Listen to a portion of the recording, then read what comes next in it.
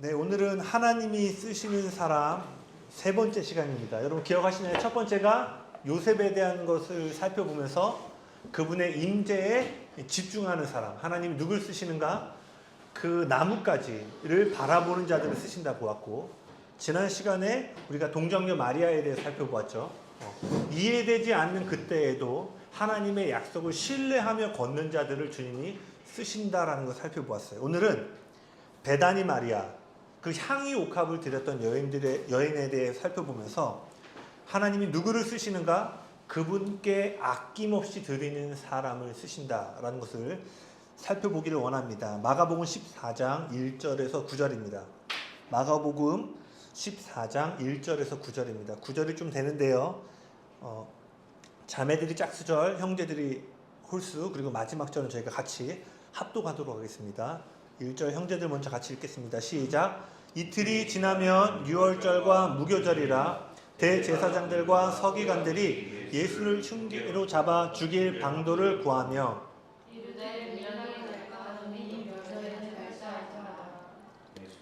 대단히 나병 환자 시몬의 집에서 식사하실 때 한 여자가 매우 값진 향유 곧 순전한 나드 한 옥합을 가지고 와서 그 옥합을 깨트려 예수의 머리에 부으니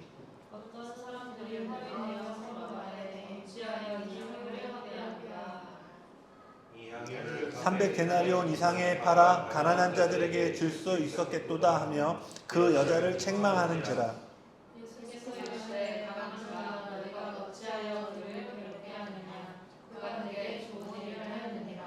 가난한 자들은 항상 너희와 함께 있으니 아무 때라도 원하는 대로 도울 수 있거니와 나는 너희와 항상 함께 있지 아니하리라.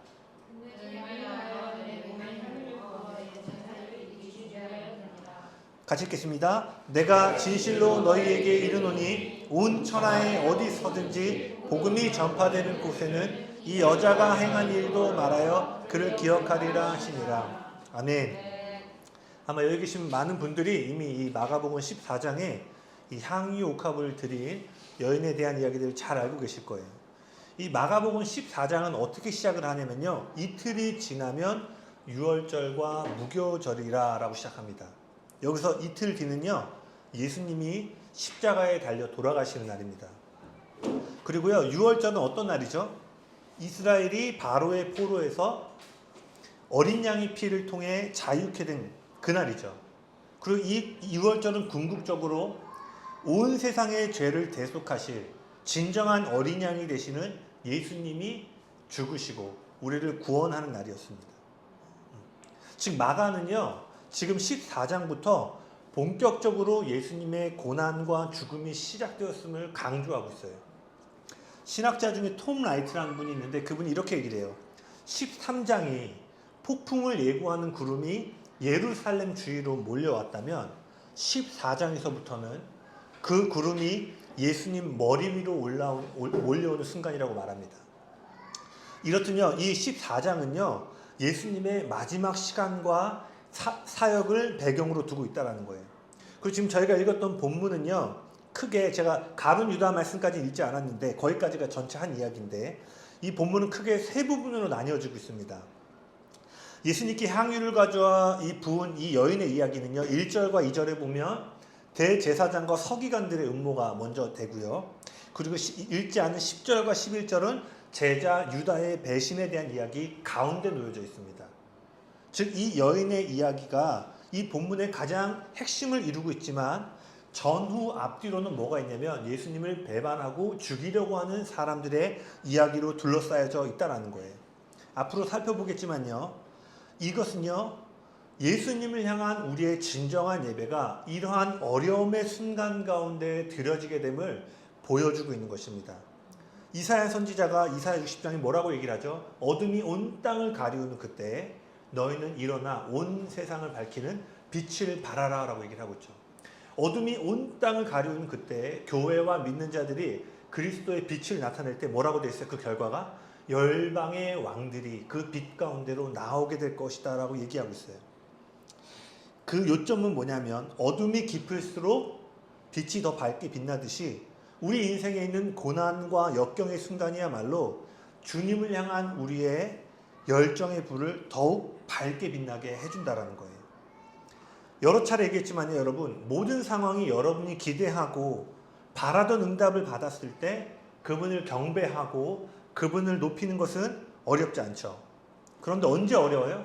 내가 바라던 대로 일이 풀어지지 않고 내가 지금 간절히 기도하고 있는데 그 바라던 응답이 없을 때 우리는 어떻게 해요? 그러한 때 우리는 그분을 찬양하고 높이는 게 쉽지가 않죠. 여러분도 아마 여러분 인생 가운데 돌파하고 뭔가 일어날 것 같은 기대감 가운데 주님을 찬양할 때가 있는가 하면 어때요? 마음은 무너지는데 그 무너진 가운데 예배를 드렸던 기억들이 다 있으실 거예요. 제가 좋아하는 문구 중에 하나가 C.S. 루이스가 이런 얘기를 했죠. 가장 낮아졌을 때 경배하는 습관을 들이지 못하면 지극히 높아진 상황에서 하나님을 경배하기는 몹시 어렵다. 즉 고난과 어려움의 때에 드려진 경배야말로 주님을 향한 여러분 내면 깊은 곳에 있는 주님을 향한 진정한 믿음과 사랑을 드러내준다는 거예요. 즉 이 제사장들과 종교인들 심지어 함께하는 제자의 배신 가운데 둘러싸이는 이 여인의 고백이야말로 뭔가 흥하고 부흥할 때 드려진 예배가 아니라 모두가 예배드리기 어려운 그때 드려진 가장 순전한 예배의 모습이라고 볼 수 있다는 거예요. 본문 말씀을 조금 더 보면요. 예수님이 어느 날 배다니 나병 환자 시몬의 집에서 식사하실 때 한 여인이 매우 값진 향유 순전한 나들을 옥합에 담아서 예수님 머리에 붙여. 이 동일한 본문을 요한복음 12장이 다루고 있는데 그때에는 여기 지금 한 여인이라고 나와 있지만 요한복음을 보면 이 여인이 바로 그 죽었다 살아난 나사로의 동생 마리아라고 말하고 있습니다. 아시는 분들 있겠지만 이 향유 옥합은요 당시 이스라엘의 문화에서는요 여성이 결혼 예물로 준비했는데 그 여성들이 어린 시절부터 돈이 생길 때마다 옥합의 향유를 조금씩 모았다가 결혼식 지참금으로 사용했다고 합니다. 그러니까 오늘날로 말하면요 결혼을 위한 청약 적금이었던 거예요. 그런데 여기서 언급되는 나드는요 이스라엘에서 구할 수 있는 기름이 아니었어요. 이것은요 인도에서 나는 감송이라는 식물에서 그 뿌리에서 나오는 기름이었기 때문에요 수입을 해서만 구할 수 있었던 거예요. 즉 이 나드라는 기름은요 이스라엘에서 구할 수 없기 때문에 매우 귀하고 비싼 종류에 해당되는 기름이었습니다. 그리고요 이 옥합은요 당시에 최고급 기름을 보관할 때만 쓰여진 게 바로 옥합이에요. 그러니까 기름만 귀할 뿐만 아니라 그것을 담는 그릇 또한 매우 귀한 옥합이었다. 그 귀한 가치를 갖고 있었다라는 거예요. 그렇다면요, 마리아의 향유 옥합은 일반적인 결혼을 위한 청약 적금이 아니라 자신의 온 마음과 온 힘을 다해 모은 전 재산과도 같은 가치를 갖고 있었던 것입니다. 마리아가 이 귀한 향유를 예수님께 부을 때 우리가 아까 읽었던 것처럼 예수님을 가장 가까이서 섬겼던 제자들은 이 일들을 못마땅하게 여기고 화를 냅니다. 저 비싼 기름을 팔면 좋기 300데나리온 이상을 받을 수 있는데 그리고 그 돈이면 많은 가난한 사람들을 도울 수 있을 텐데 왜 저렇게 어리석게 낭비를 하냐며 여인을 책망합니다. 이 구절에서 마리아의 향유 옥합이 적어도 300데나리온이라고 얘기를 하는데 당시 노동자 하루 품삯이 한 데나리온이었다고 그래요. 즉 그렇다면 이 300데나리온은 당시 노동자가 1년 동안 한 푼도 쓰지 않고 모아야지만 가질 수 있는 그 해당되는 금액이었다는 거죠. 제가 한번 최저시급으로 계산을 해봤더니 약 2,500만 원 정도에 해당되더라고요. 그리고 여보랜다? 여러분? 네. 그 오병이어의 사건을 보면 그 제자들이 이 5,000명을 먹기에 200데나리온은 필요합니다라고 얘기를 해요. 제가 또 한번 계산해 봤습니다. 그 맥도날드 버거 단품으로 적어도 5,000명이잖아요. 5,000명을 계산하면요 최소 2,700만 원 정도가 나오더라고요. 그러면은 최저시급으로는 한 2,500인 거고 그 이상을 한다고 했으니까 아마도 대략 3,000만 원 정도에 해당하는 값어치였던 거예요.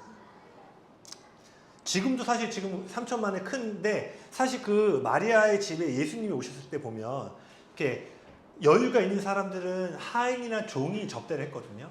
근데 그 본문들 보면 하인이나 종이 없던 집안이었어요. 그러니까 이 3,000만 원은 정말 아까 말한 것처럼 그 여인의 평생의 모든 것을 담은 값어치를 갖고 있었다는 거죠. 그러니까 제자들은 이 3천만 원이라는 돈으로 얼마나 많은 사역을 할 수 있는데 그것을 바닥에 붓냐며 마리아를 책망했던 거예요. 그런데 이러한 제자들의 분노와 책망 뒤에 놀라운 장면이 이어지죠. 무엇이냐면 바로 예수님의 반응이었어요.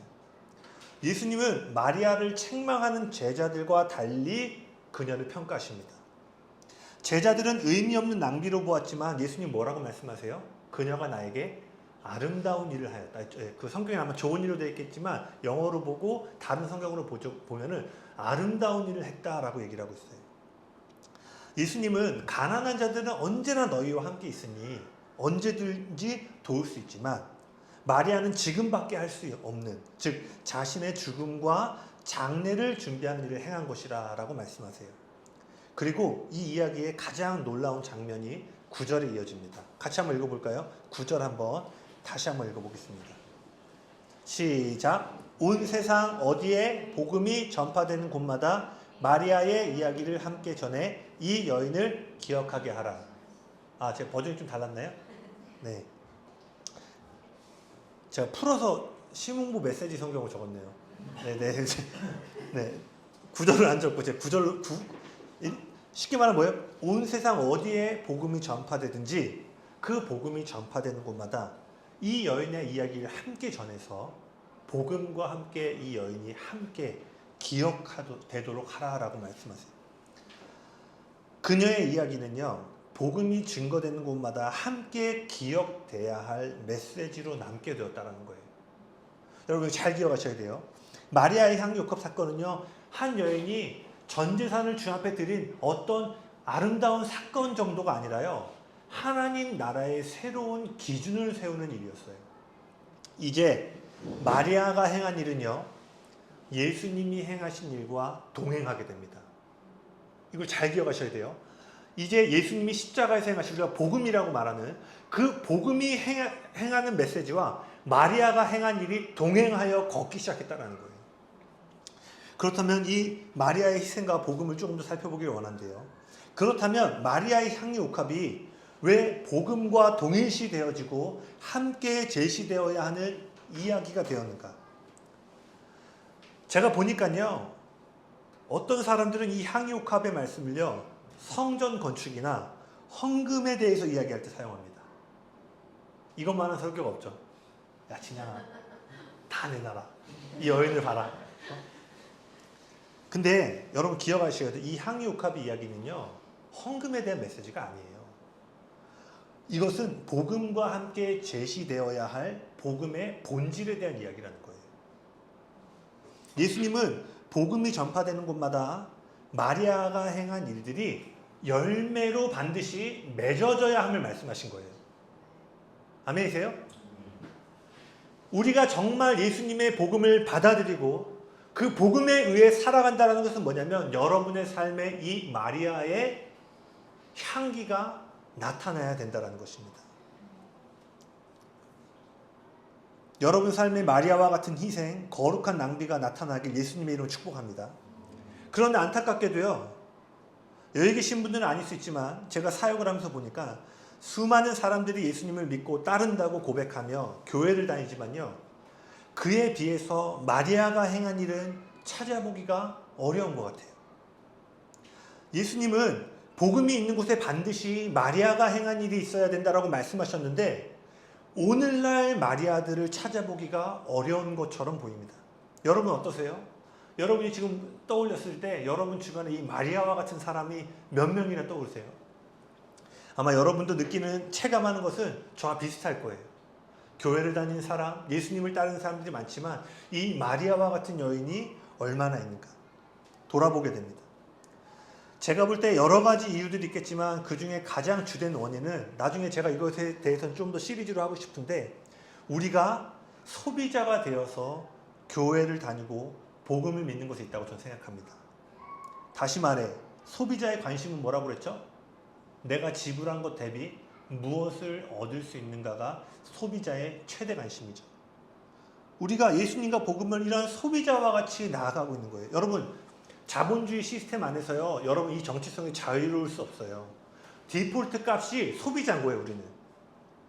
그래서 이제 나눔이라는 개념 자체가 되게 없어졌잖아요. 우리 어릴 때만 해도 뭐 우리가 아니죠. 제가 어릴 때만 해도 제가 아마 그 끝물인 것 같아요.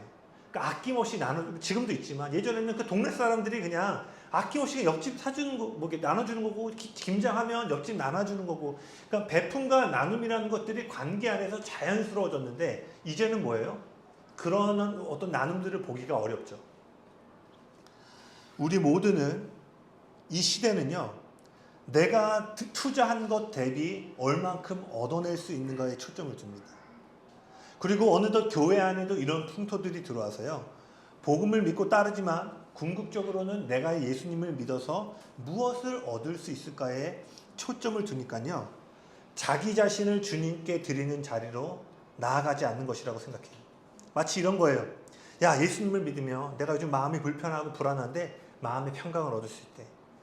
예수님을 믿으면 내 힘으로 할 수 없는 일들을 가능케 하는 능력과 지혜를 받을 수 있대.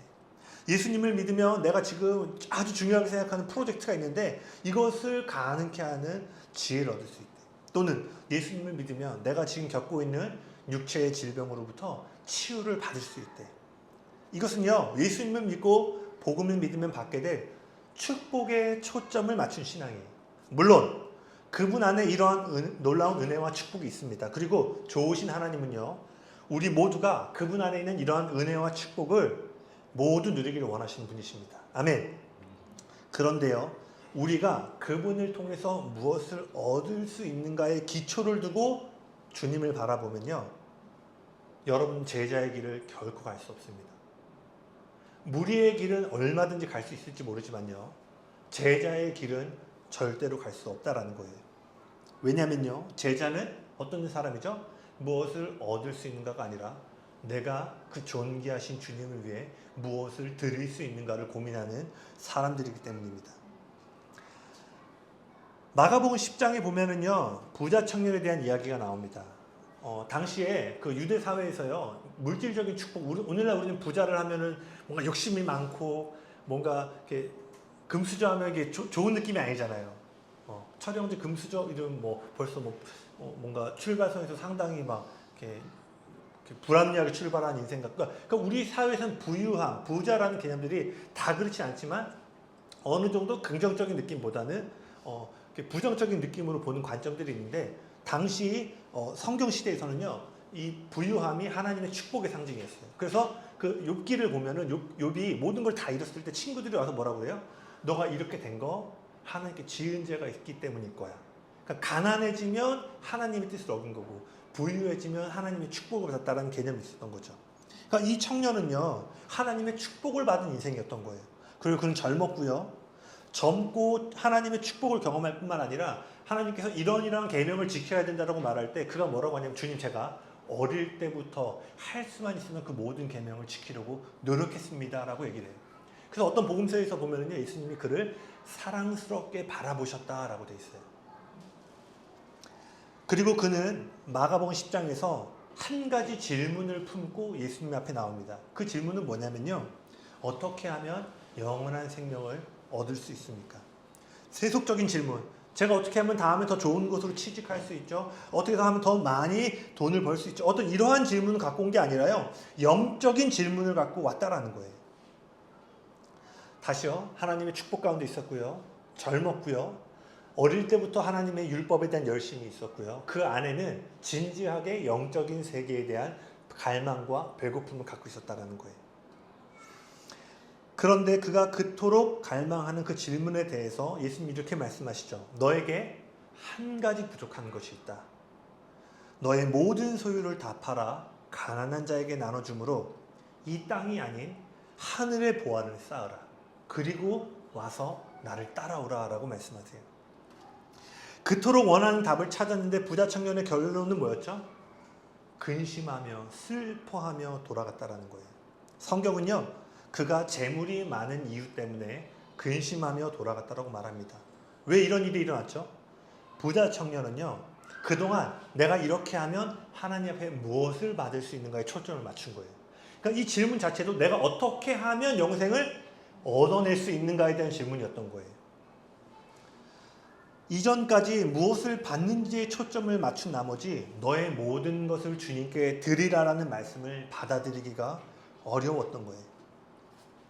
부자 청년은요, 오늘날 부자 청년이 우리 공동체에 있었다. 남들이 보기에 하나님을 향해 순수한 열정을 가진 사람으로 평가받았을 거고요. 누가 봐도 존경할 만한 신앙생활, 교회 오빠였다. 결혼 1순위였습니다.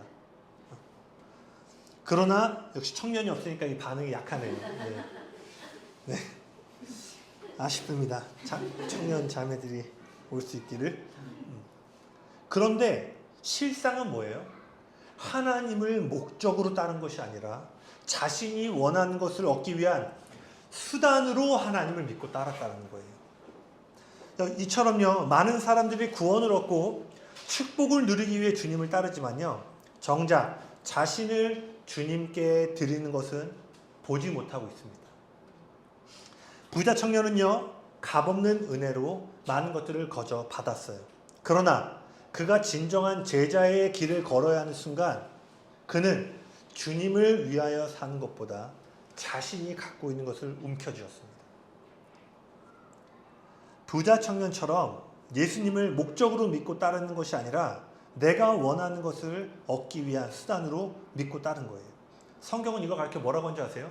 종교라고 합니다. 나의 수고와 열심으로 하나님이 마땅히 이렇게 해주셔야 돼. 나의 종교적인 열심을 통해서 하나님을 통제하려고 하는 걸 뭐라고 하냐면 종교라고 하는 거예요. 누가복음 14장 25절에서 24절을 보면요, 찾아보지 않겠습니다. 큰 잔치의 비유가 나옵니다. 한 왕이 있어요. 한 왕이 있어서 잔치를 베푸는데 귀빈들을 먼저 초청하려고 했더니 나는 장가를 가서 못 갈 것 같고 나는 밭을 갈아야 돼서 못 갈 것 같고, 그래서 이 왕이 초대한 거면은 쉽게 말하면 청와대에서 지금 초청장이 온 거예요. 그러면 이게 보통 초청이 아니잖아요. 그러니까 이걸 귀하게 여기고 가야 되는데 처음으로 초청받은 모든 사람들이 바빠서 못 간다고 한 거예요. 그래서 그 왕이 뭐라고 하냐, 신하에게 길 네거리에 나아가서 만나는 사람이 누구든지 간에 그 사람들을 다 이 잔치에 초대하라고 합니다. 그때 나가서 눈먼 자, 절름발이, 가난한 자들이 이 초대 가운데 초청을 받게 돼요. 이 큰 잔치의 비유는 하나님 아버지의 구원을 이야기하고 있는 거죠. 즉 우리의 선행이나 성취가 아니라 전적인 그분의 은혜로 절림벌이와 같은 우리의 인생, 눈먼 자와 같은 우리의 인생이 전적인 왕의 은혜와 초대로 구원받았음을 말하는 것입니다. 그런데 바로 이어지는 이 큰 잔치 비유에 이어지는 말씀이 뭐냐면 요건 찾아볼게요. 누가복음 14장 26절에서 27절입니다. 값없이 누구든지 그 좋으신 왕의 잔치 앞에 그 놀라운 구원을 거저받음으로 궁전으로 들어오라라고 말씀하셨던 주님이 이어지는 바로 26절과 27절에서 이렇게 말씀하십니다. 같이 읽겠습니다. 시작. 무릇 내게 온자나 자기 부모와 부자와 형제와 자매와 더욱이 자기 목숨까지 미워하지 아니하면 의인에게 죄가 지고도 누구든지 자기 십자가를 지고 나를 따르지 않는다고 의인에게 죄가 지고도. 아멘. 예수님은 값없는 은혜를 말씀하시고 이어서는 이 은혜를 받음으로 네가 제자가 되기를 원한다면 너의 전부를 드려야 한다고 말해요. 제가 지난주가 말했던 것처럼 보네퍼가 이런 얘기를 합니다. 구원은 값없이 거저받지만 그분을 따르는 제자가 되려면 우리의 모든 것을 지불해야 된다. Salvation is free, but discipleship will cost you your life. 너의 전 삶을 대가 지불해야지만 제자의 삶을 살 수 있다는 거예요. 여러분 정말 주님의 제자가 되길 원하세요? 그러면요, 오늘 이 주님의 말씀 앞에 우리가 믿음으로 나아가야 되는 줄을 믿습니다. 이처럼 주님을 목적이 아니라 수단으로 삼는 신앙은요, 희생 없는 복음을 만듭니다. 자본주의와 소비 중심의 사고방식은요, 교회 안에, 믿는 사람들 안에 희생 없는 복음을 만들어낸 거예요. 언제나 내가 주님과 교회를 위해 드린 희생보다 더 많은 것을 받기를 기대하는 신앙입니다. 여러분 기억하셔야 돼요. 여러분이 내가 제자가 되고 싶습니다, 제자입니다라고 말하는 게 중요한 게 아니라요, 여러분 삶에 여러분의 제자됨을 증명할 수 있는 마리아와 같은 희생의 제사가 있는가가 더 중요하다는 거예요. 예수님이 우리 인생의 목적이 아니라 수단이 될 때요, 우리는 희생 없는 복음의 가치가 된다는 사실을 여러분 명심하셔야 돼요. 진정한 복음은요, 우리로 하여금 제자의 길을 걷게 합니다. 아멘. 예수님의 복음이 있는 곳에는 언제나 마리아의 희생이 함께하기 마련이다. 십자가에서 여러분을 위해 전부를 주신 주님을 만나잖아요. 그분의 전부를 받으면 여러분은 반드시 여러분의 모든 것을 주님께 드리게 된다라는 거예요. 진짜 복음을 만난다면요, 여러분의 삶에 반드시 향유가 깨어지고 그 향유가 주님께 드려져야 한다라는 거예요. 여러분에게 전부를 주신 예수님을 만나고 나서 여러분의 전부를 드리지 않는 것은 불가능하다라는 거예요. 다시요. 여러분에게 전부를 내어주신 물과 피를 쏟으심으로 그 온 세상을 창조하신 창조주가 여러분을 위해 모든 것을 주심을 경험한다면 여러분의 전부를 드리지 않는 것은 불가능함을 여러분 기억하셔야 돼요. 고린도후서 5장 15절 한번 보실래요? 고린도후서 5장 15절입니다. 고린도후서 5장 15절.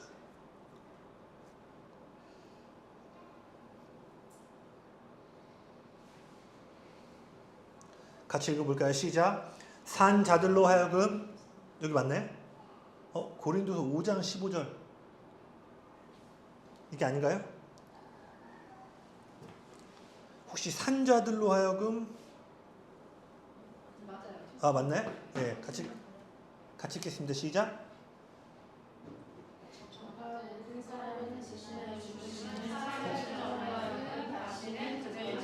네.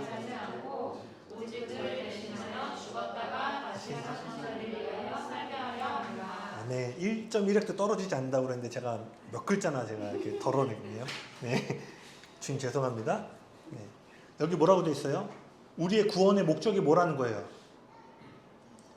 다시는 우리 자신을 위하여 살지 않고 이 땅에서 너 자신을 위해 사는 것이 아니라 진짜 복음을 만나면 뭐예요? 죽었다가 다시 살아나신 예수님을 위해 사는 인생이 돼야 된다라고 말하고 있는 거죠. 그렇다면 마리아를 책망한 제자들의 이야기를 좀 더 보기 원하는데요. 우리가 앞서 보았던 것처럼 제자들은 마리아의 행동을 이해하지 못했죠. 예수님은요, 이 일이 있기 전에 4번이나 자신이 십자가에 달려 죽을 것을 말씀하셨어요. 그런데 제자들은요, 여전히 그 말씀을 이해하고 있지 못했죠. 그 결과 제자들은 예수님의 죽음을 위한 마리아의 희생에 대해 의미 없는 허비라고 생각하며 화를 냅니다. 여러분, 허비가 뭐죠? 낭비를 뭐라고 하죠? 필요한 것보다 더 많이 주거나 사용하는 것이죠. 예를 들어서 우리가 물을 왜 이렇게 낭비해? 라고 하면은 이만큼의 물로 양치 세수를 다 할 수 있는데 훨씬 더 많은 물을 쓸 때 우리는 물을 낭비한다라고 하죠. 또는 하루면 끝낼 수 있는 일을 3일이나 5일에 걸려 끝난다면 우리는 시간을 허비했다라고 말할 것입니다. 이처럼 허비, 낭비는요, 작은 일에 비해 너무 큰 대가를 지불했다라는 의미예요. 그렇다면 제자들이 허비라고 생각한 근거는 뭐였죠? 그 향유를 팔면 그 돈으로 많은 가난한 자들을 도울 수 있다는 것이었어요. 여러분, 가난한 자들을 돕는 것이 나쁜 일인가요? 그렇지 않죠. 예수님도 이전에 여러 차례 가난한 자들을 살피고 돌볼 것을 가르치셨어요. 그러니까 그들의 근거가 나쁜 근거가 아니라 정당하고 옳은 이유였어요. 합리적이었고요. 실리적이었어요. 그렇다면 제자들의 문제는 무엇이었냐면 그들의 문제는 그릇된 동기나 그릇된 근거를 가진 것이 아니라 예수님의 가치를 알아보지 못하는 것에 있었다는 거예요. 마리아는요, 자신이 평생에 걸쳐 모은 향유, 즉 자신의 전 재산과 같은 향유를 예수님이 받으시기에 합당한 분이라고 생각했어요. 그러나 제자들은요, 그 향유를 가난한 자들이 받는 것이 합당하다고 생각한 거예요. 즉 주님께 향유를 부은 것은 허비라고 말한 것은요, 다른 의미로 말하면 주님이 그만한 가치가 없는 분이다라고 말한 것이라는 거예요. 제자들은요, 향유를 예수님께 붓는 것보다 가난한 자들을 위해 사용하는 것이 훨씬 더 가치 있는 일이라고 생각했어요. 그들은 예수님보다 가난한 자들을 더 가치 있는 위치로 올려놓은 거예요.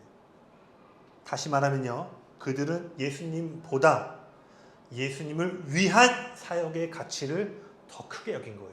다시요, 예수님에 대한 가치보다 예수님을 위해 우리가 해야 될 사역을 더 큰 가치로 본 거예요. 그러니까 뭐예요? 야, 일도 하고 저일도 해도 지금 모자를 판국에 예수님께 그걸 보면 어떡해. 겉으로 보면 매우 주님을 위해 열심히 있는 헌신 같지만 실제로 뭐예요? 예수님보다 난 사역이 더 중요하다라고 말하고 있는 거라는 거예요. 여러분, 모든 물건에는요 금액이 매겨져 있죠. 그리고 그 값의 물건이 가치를 말해줍니다. 그래서 언제나 물건의 가치와 값이 함께해요. 만약 여러분이 10만 원짜리 신발을 사려고 한다면 여러분이 10만 원을 지불해야겠죠. 11만 원이나 12만 원을 지불하는 것이 아니라 그 신발에 매겨진 가치, 즉 10만 원을 지불하게 돼요. 이때 여러분이 10만 원을 낸다는 의미는 뭐예요? 내가 이 신발이 충분히 10만 원의 가치가 있음을 인정합니다라는 고백이에요. 즉 여러분이 지불하는 값은요, 여러분이 무엇을 가치 있게 여기는가를 말해준다는 거예요. 다시 말하면요, 지금 여러분이 주님에게 지불하는 값이 주님을 여러분의 삶에 얼마나 가치 있는 분인가를 드러낸다는 거예요. 여기 지불하는 값, 헌금 얘기하는 거 아닌 거 아시겠죠? 시간이든 은사든 모든 걸 포함하는 거예요. 지금 여러분이 예수님을 위해 지불하는 그 양이 여러분 삶의 주님의 가치라는 거예요. 2018년에 얼굴 없는 작가로 알려진 뱅크시라는 사람 아시죠? 지금 전 세계에 그 사람 작품, 저도 이스라엘 갔을 때 그 팔레스타인 국경 넘어갔나? 거기에 뱅크시 작품이 있다고 그래가지고 제가 그곳에 가가지고 막 구경한 적이 있는데 지금까지도 얼굴이 없는 작가로 알려져 있고 천재 작가라고 알려져 있죠. 근데 2018년에 영국의 소도비 경매장에 풍선과 소녀라는 작품이 올라옵니다. 아마 이거 아시는 분들도 많을 텐데 이 작품이 최종적으로 15억에 낙찰이 돼요. 근데 이 작품이 15억에 낙찰되는 순간 그 그림이 액자에서 막 내려오더니 잘게 파쇄가 됩니다. 그래서 중간까지 파쇄가 돼요. 원래는 뱅크시가 끝까지 파쇄하려고 했는데 원래 의도는 이게 나오다가 버튼이 안 먹어가지고 중간에서 딱 걸렸다고 하더라고요. 그래서 원래는 이제 안 사도 됐는데 그 경매에 당첨된 사람이 그래도 내가 그대로 15억을 내고 이 작품을 사겠다라고 얘기를 합니다. 그리고 이 작품이 3년 뒤에 다시 영국의 소도비 경매장에 올라오는데 이때 이 작품이 얼마에 낙찰되는 줄 아세요? 300억에 낙찰됩니다. 여러분, 그림의 가치를 모르는 저 같은 사람에게는요, 야, 저 찢어진 그림을 왜 이렇게 비싼 돈을 주고 사냐고 물을지 모르지만요, 작가와 그림에 대해 가치를 아는 사람은요, 경매 가운데 어떻게든 서로 그 작품을 구입하려고 치열하게 싸웠을 거예요. 그리고요, 지금 내가 구입하는 비용보다 그림의 가치가 훨씬 크다고 생각하기 때문에 그들은 이 15억 당첨된 사람은 야, 내가 어마어마한 희생을 했어 라고 생각하지 않죠. 내가 그에 준한 또는 그보다 훨씬 더 큰 가치를 얻었기 때문에 이득이라고 생각했을 거예요. 그날 경매장에 나온 사람들 중에 어느 누구도 낙찰자를 향해서 돈을 허비했다라고 손가락질하는 사람은 아무도 없었을 거예요. 오히려 그 작품의 가치를 아는 사람들은 저 사람 횡재했다 라고 생각했을 거예요. 마치 예수님이 마리아의 허비에 대해 아름다운 일이라고 하셨던 것처럼 그 15억에 당첨된 사람을, 그 경매장의 사람들은 그런 표현 안 썼겠지만 아름다운 일을 했다라고 여겼다라는 거예요. 이 차이는 뭐예요? 그림에 대한 가치를 어떻게 보느냐에 있다라는 거예요. 자, 재범이 15억에 그 작품 삽니까 안 삽니까? 죄송합니다. 저희는 억 단위를 언급할 수 없는 삶을 살아요. 네. 할렐루야. 뭐죠 이분이? 주님 죄송합니다. 우리 모두가 억 단위를 다루는 하나님의 재정의 통로가 될 것입니다. 아멘. 진영이 아멘? 아멘. 네. 분위기 한번 이렇게 올려놓고요. 네. 그러니까요, 향유 옥합의 심은요, 그녀가 예수님을 위해 얼마나 많이 드렸는가에 있는 게 아니라 그녀의 인생에 예수님이 얼마나 가치 있는 분으로 여김을 받았는가에 있다라는 거예요. 예수님을 위한 그녀의 희생이 핵심이 아니라 예수님을 얼마나 가치 있는 분으로 바라보았는가가 핵심이에요. 그러니까 향유옥합 여인에 대해 설교를 할 때 이 여인이 들은 것처럼 당신이 지금보다 더 많이 예수님께 내어놓아야 됩니다가 핵심이 아니라 너의 전부를 내어드릴 수밖에 없을 정도의 그 존귀하신 예수님의 가치를 발견하라라는 것이 이 메시지의 핵심이라는 거예요. 그렇다면 이제 우리 이야기로 돌아와 볼게요. 사람들이 예수님에 대한 헌신을 허비처럼 느끼는 가장 주된 이유가 무엇일까요? 예수님이 얼마나 존귀하고 가치 있는 분인가를 알지 못하기 때문인 거예요. 우리도요, 저와 여러분도 마찬가지입니다. 우리도 그분의 존귀하심을 보지 못하잖아요. 아무리 작은 것일지라도 그것을 허비와 낭비처럼 느끼게 돼요. 야, 굳이 이렇게까지 해야 돼? 교회 일 이렇게까지 해야 돼? 그러나 반대로요, 우리가 그분을 귀하게 여길 때는 어떻게 돼요?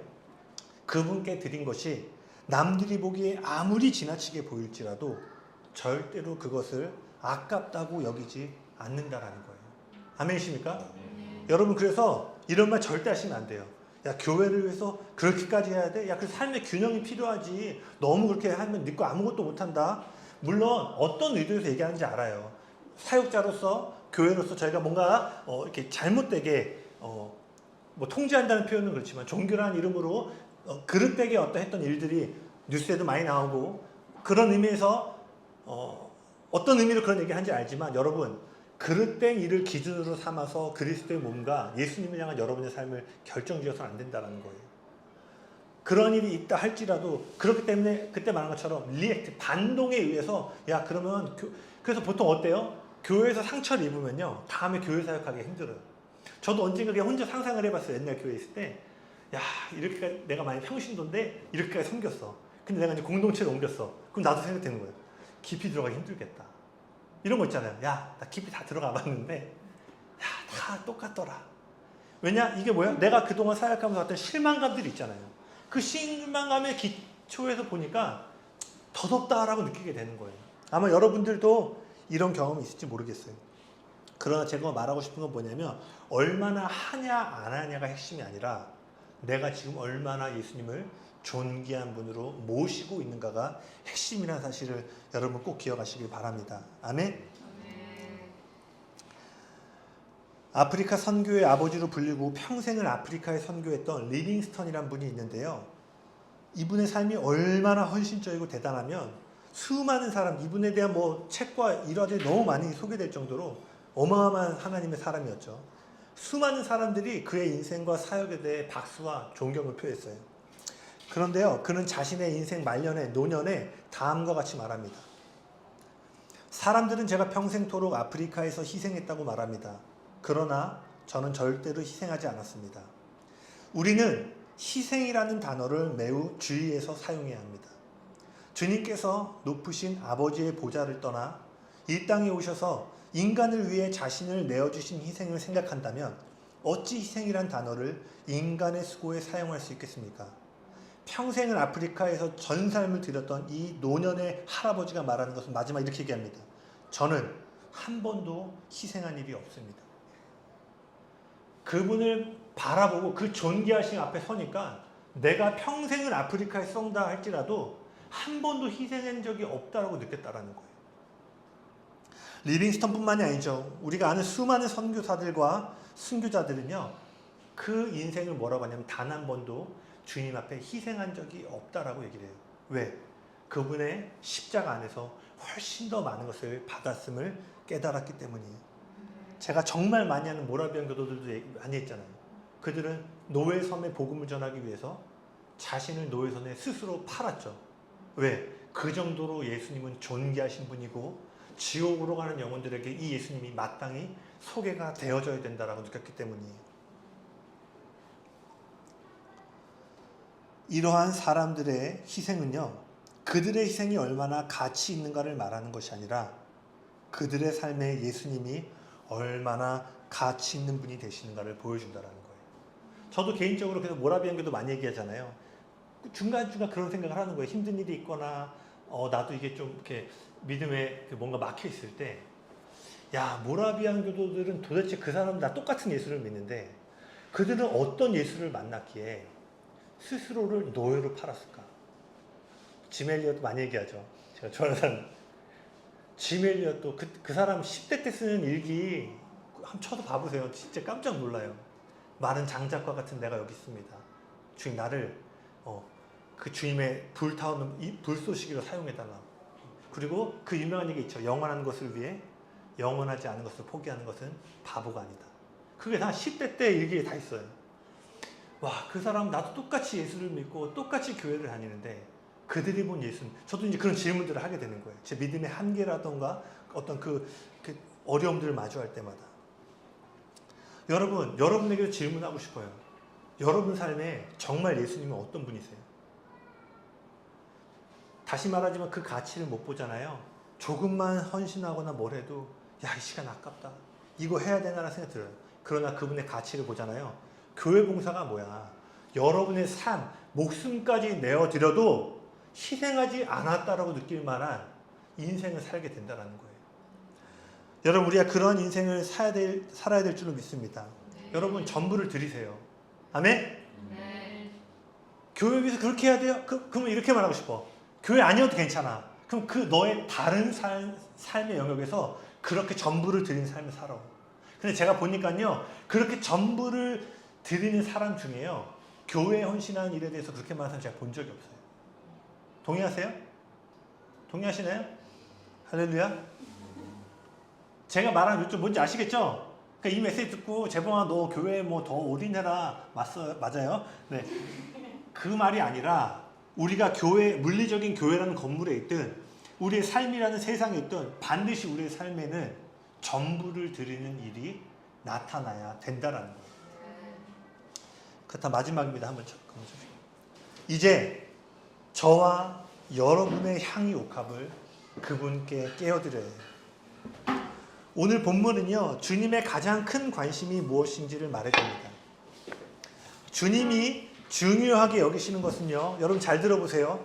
여러분이 주님을 위해 얼마나 헌신적으로 섬기고 합리적이고 실용적으로 섬기는가에 있지 않아요. 여러분을 향한 주님의 가장 큰 관심사는 여러분이 지금 그분의 발 앞에 앉아 있는지, 또 여러분의 가장 귀한 기름이 그분의 머리에 부어졌는지에 있다라는 거예요. 마리아는 예수님의 머리에 자신의 가장 귀한 것을 드리기 위해서요, 향유 옥합을 깨트렸습니다. 예수님과 제자들 앞에 눈에 보이는 향유가 깨어지기 전에요, 이미 마리아의 내면 안에 먼저 주님을 향한 깨어짐이 있었던 거예요. 이것은 자아의 죽음을 의미합니다. 아까 누가복음에서 예수님이 말씀하신 것처럼 누구든지 나를 따라오려거든 자기를 부인하고. 여러분, 옥합 안에 아무리 귀한 평생을 다해 모은 나드기름이 있다 할지라도요, 깨어지지 않으면 밖으로 흘러나올 수 없다라는 거예요. 그런 것처럼 마리아의 희생이 예수님 앞에 아름다운 일이 될 수 있었던 것은요, 향유를 드린 그 행위 그 자체 때문이 아니라 아무도 볼 수 없는 그녀의 내면 안에 일어난 깨어짐 때문이었다라는 거예요. 혼의 죽음을 통해서만이 영의 아름다운 것이 흘러나올 수 있습니다. 옥합의 깨어짐은요, 그 안에 먼저 일어났던 영혼의 깨어짐의 외적인 표현이었을 뿐이에요. 여러분 명심하세요. 소리 지른다라고 전부 드릴 수 있는 거 아니에요. 이 한 번의 예배 가운데 우리가 감동을 받고 예배팀을 통해서 뭔가 올라오는 것도 중요해요. 성령이 그것들을 모멘텀으로 사용하시니까. 그러나 여러분, 이것을 통해서 여러분이 전부를 드릴 수 있는 것이 아니라 오직 깨어진 자들만이 전부를 드릴 수 있다는 거예요. 자아의 죽음을 경험해야지만 자신의 모든 것을 기쁨으로 드리는 삶을 살 수 있음을 여러분 기억하시길 바랍니다. 다시 말하지만요, 주님은 여러분이 주님을 위해 얼마나 헌신하고 드렸는가에 관심을 두지 않으십니다. 그분은 여러분이 그분의 발 앞에 있는지, 여러분 안에 깨어짐을 통해서, 여러분 안에 있는 그 깨어짐을 통해 우리의 내면 안에, 우리의 인생에 있는 가장 귀한 것이 주님의 머리에 부어졌는지를 보신다는 거예요. 여러분, 이 깨어짐은요, 세상이 이해하지 못하는 종류의 깨어짐입니다. 그러니 믿는 자들의 삶에는 반드시 세상이 이해하지 못하는 삶의 방식이 나타나야 합니다. 만약 우리의 삶에 세상이 이해하지 못하는 낭비적 모습이 나타나지 않는다면 어쩌면 우리는 지금 세상과 너무 닮은 모습으로 살아가고 있기 때문일 거예요. 여러분 삶에요, 지금이 아니더라도요, 질문하시고 나아가셔야 돼요. 여러분 삶에 믿지 않는 사람들이 볼 때 왜 그렇게 해? 이해할 수 없는 삶의 방식이 반드시 나타나야 된다는 거예요. 근데 여러분, 우리 어떤 유혹을 받아요? 남들이 한 것처럼 해야 될 것 같아. 남들이 30대 때 이렇게 하네, 20대 때는 이렇게 하고 스펙을 이렇게 쌓고 뭐가 됐든 모든 영역에 세상이 가는 기준들이 있잖아요. 그러니까 그걸 반하면 도태되는 것 같아. 그렇지 않아요? 최정지 그렇죠? 육아휴직하니까 그렇죠? 네. 정직하게 우리도 점점 더 높은 거, 더 나은 삶을 원하잖아요. 그리고 그곳에서 예수님의 영광을 나타내기 원하지, 다 잃고 뭔가를 다 이룬 것도 없이 뭔가 가난함 가운데 주님을 돌려, 이런 거 원치 않잖아요. 여러분, 저도 마찬가지. 저와 여러분 삶에 반드시 뭐가 있어야 된다? 세상이 이해하지 못하는 삶의 방식이 반드시 나타나야 된다는 거예요.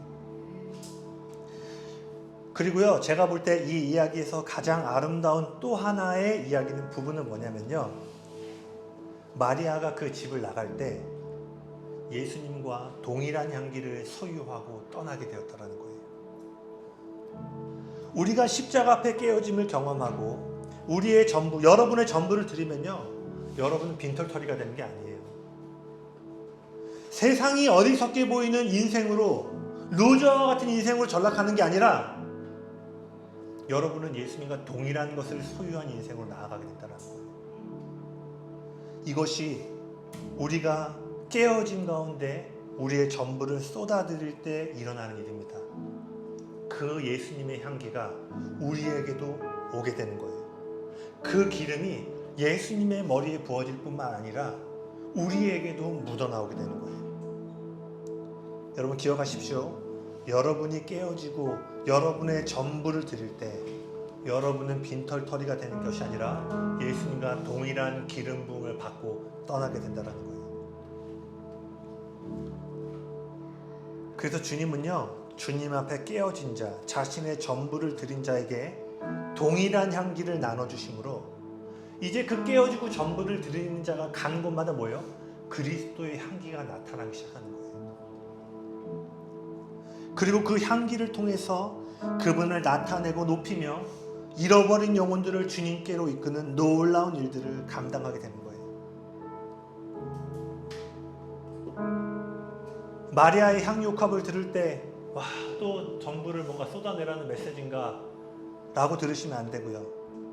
오늘 말씀을 기억하시길 바라요. 그분은요, 여러분의 전부를 가져가기 원하시는 분이 절대로 아닙니다. 저와 여러분의 어떠한 것들이 필요하지 않은 분이세요. 그분은 어떤 분이에요? 그분에게 있는 동일한 것을 우리에게 주기 원하시는 분이에요. 할렐루야! 네 전부를 가져오면 쓸 게가 아니라 내가 너에게 전부를 요하는 이유는 하나야, 응보야. 나에게 있는 것을 너에게 똑같이 나눠주기 위해서야. 근데 이걸 받으려면 너가 죽음을 통과해야 돼. 네가 붙잡고 있는 안정감을 내려놔야 돼. 너의 향유옥합이 깨어져야지만 나와 동일한 걸 받을 수 있어. 그래서 내가 너에게 요구하는 것뿐이지. 그러니 두려워하지 말고 너의 전부를 내 발 앞에 놔 부어라. 우리에게 필요한 것은 그분을 위해 더 많이 일하고 더 많이 헌신하고 더 많이 헌금하는 것이 아닙니다. 우리에게 필요한 건 뭐예요? 그분의 향기가 필요한 거예요. 여러분의 삶을 깨어 이제 그분의 머리에 부으십시오. 그분에 대해 말할 뿐만 아니라 그분의 향기를 나타낼 수 있는 그리스도인이 되기를 사모하세요. 여러분, 그러니 희생 없는 복음의 자리에서 반드시 도망가셔야 됩니다. 그리고 전부를 드리는 자리에 여러분 나아가셔야 돼요. 이것만이요, 세상이 여러분을 통해 예수님을 바라볼 수 있는 유일한 길이라는 거예요. 나 일요일날 교회 가니까 너도 와볼래? 내가 조금 교회에 대해서 이런 열심을 갖고 있는데 들어볼래가 아니라 세상은 지금 궁금해하고 있는 거예요. 어둠이 온 땅을 가리울 때 모든 사람이 이렇게 해서 돌파구를 찾으려고 하는데 그리스도인이라는 사람들의 일단의 무리들은 세상이 전혀 이해하지 못하는 방식으로, 언젠가 제가 얘기했죠. 온 세상에 기근이 닥칠 거라고 얘기했는데 그 어려움 가운데 안디옥 교회 성도들은 뭐예요? 헌금을 모아서 자신들을 위해 준비한 게 아니라 갑자기 예루살렘을 위해 보내죠. 전혀 합리적이지 않아요. 그러니까 세상이 이해하지 못하는 거예요. 근데 하늘의 돌파는 뭐예요? 이 비합리적이고 이해할 수 없는 희생적인 삶을 통해서 나타나게 된다는 거예요. 여러분, 모든 선교 역사, 그리스도의 복음이 폭발적으로 확장된 시기를 살펴보세요. 모두가 이해할 수 없는 삶의 방식을 가졌던 소수의 사람들을 통해 그리스도의 복음이 전 세계 가운데 뿌려졌다라는 거예요.